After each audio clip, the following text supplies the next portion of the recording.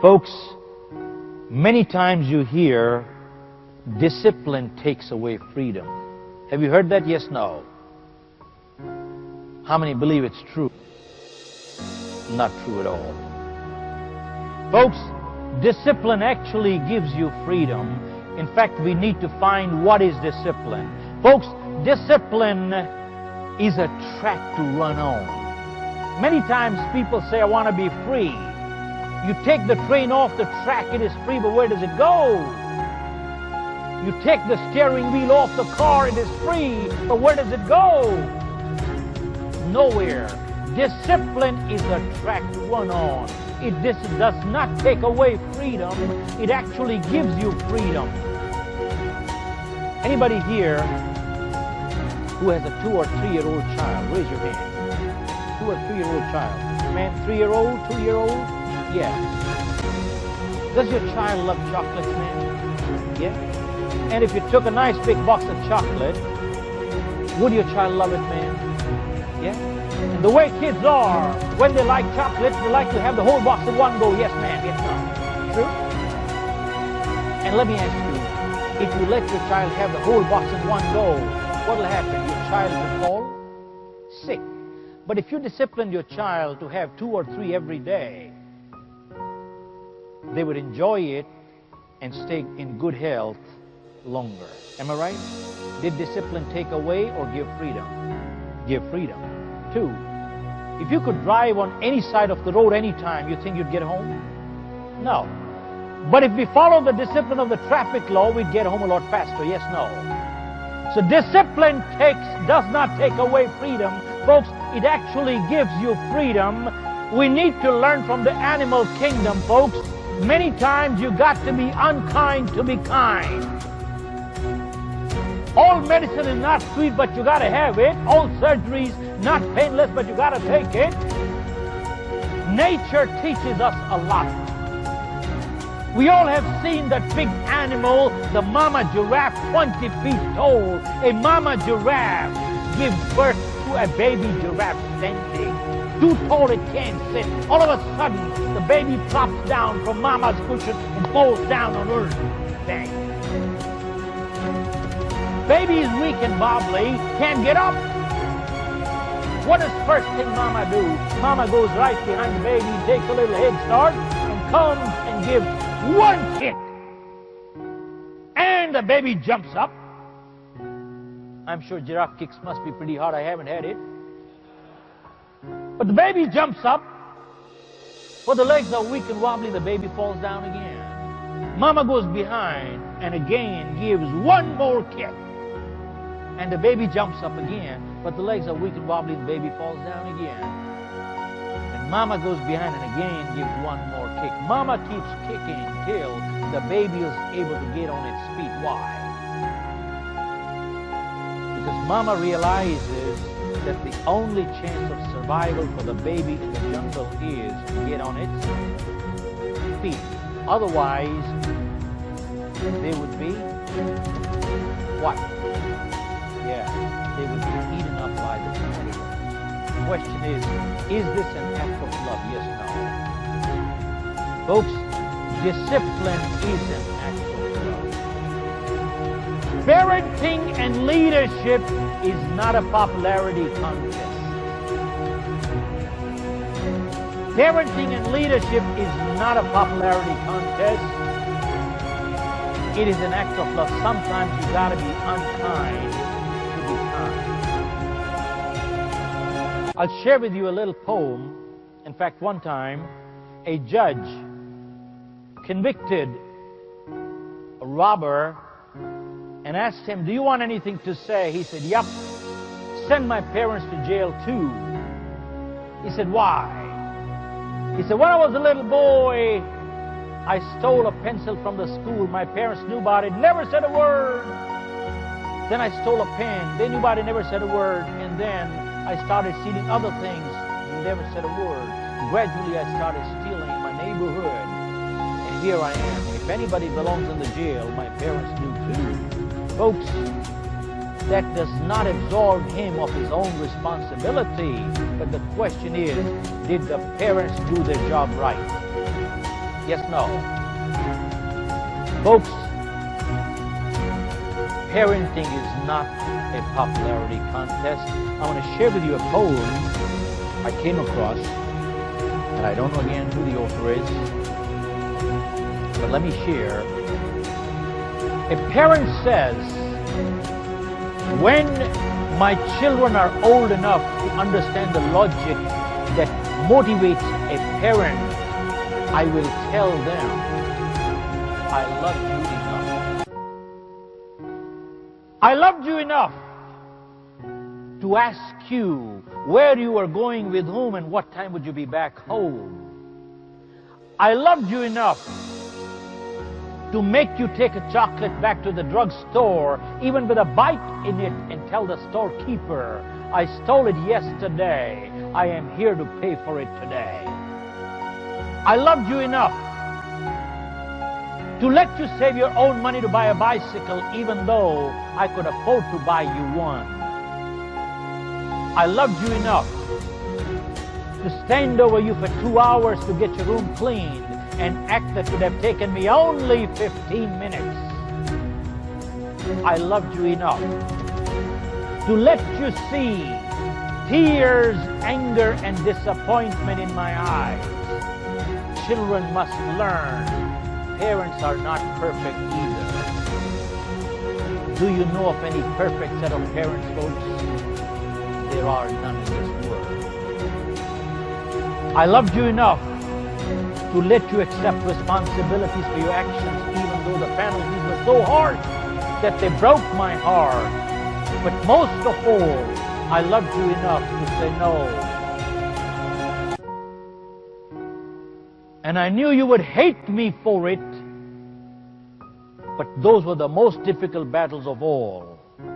I am glad I won them, because in the end, you won them too. Because in the end, you won them too. Folks, parenting is not a popularity contest at all. Sometimes you got to be unkind to be kind. Folks, going back a few years ago, I read an article in the United States, and it said, we people. You know what we people means? Not Mr. We people over 50, I am over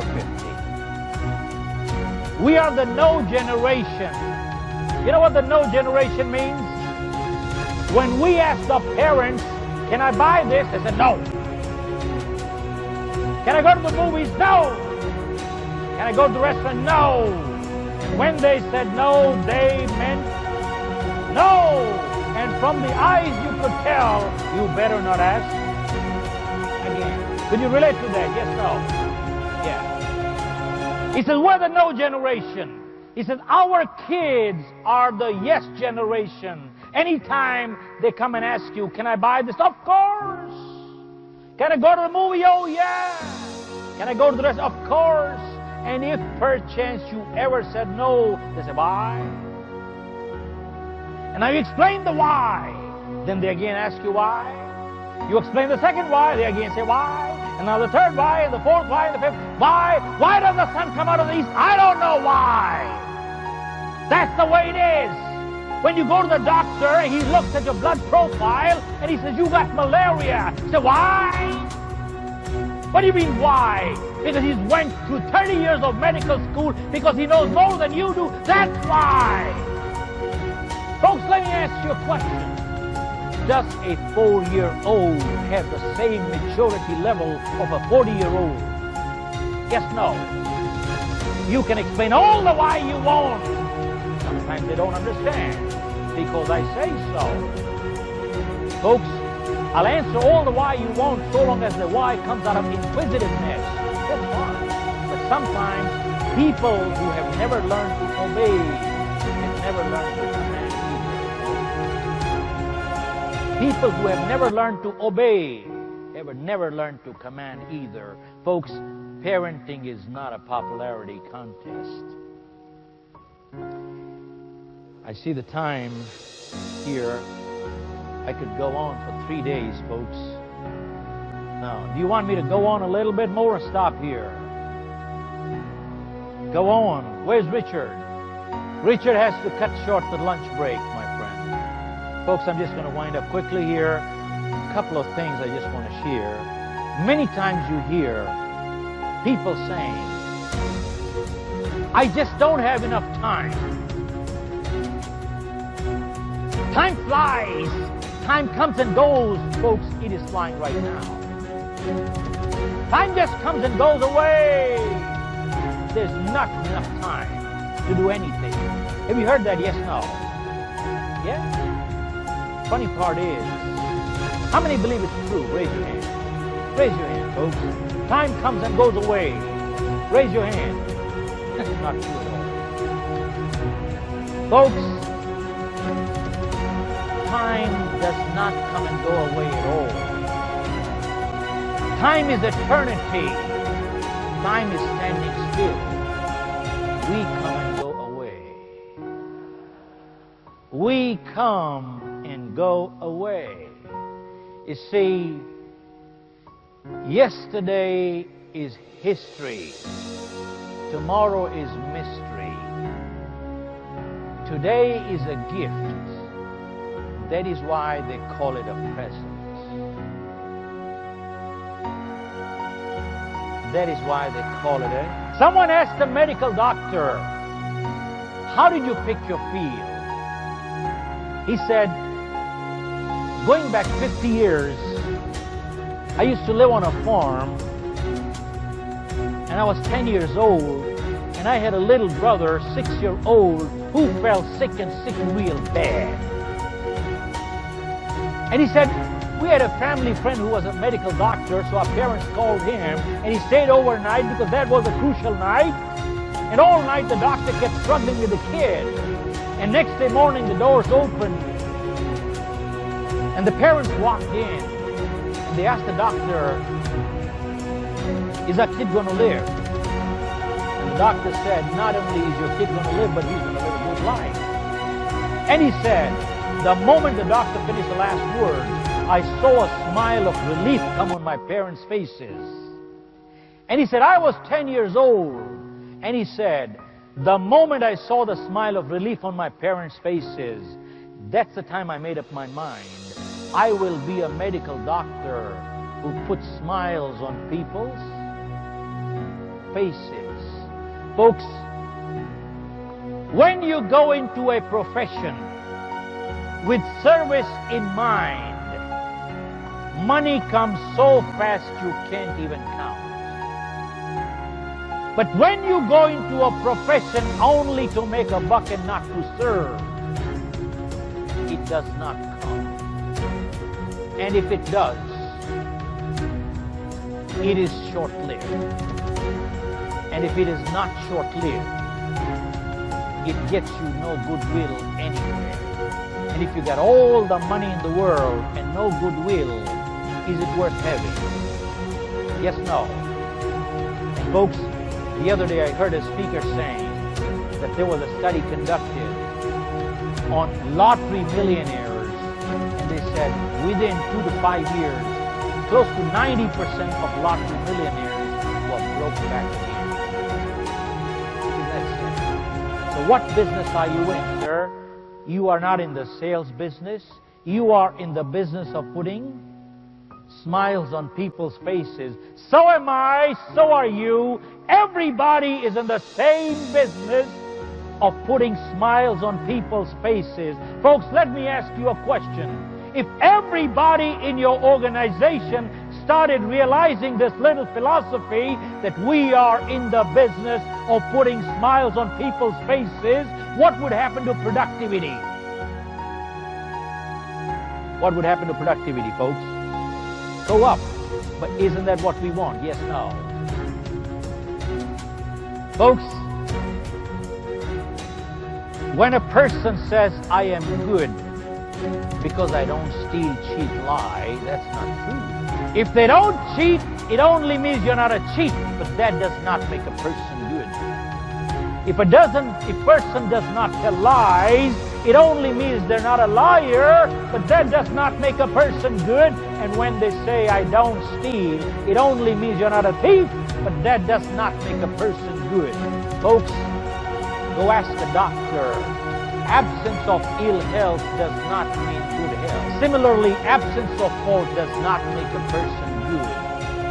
A person becomes good when they actually do good.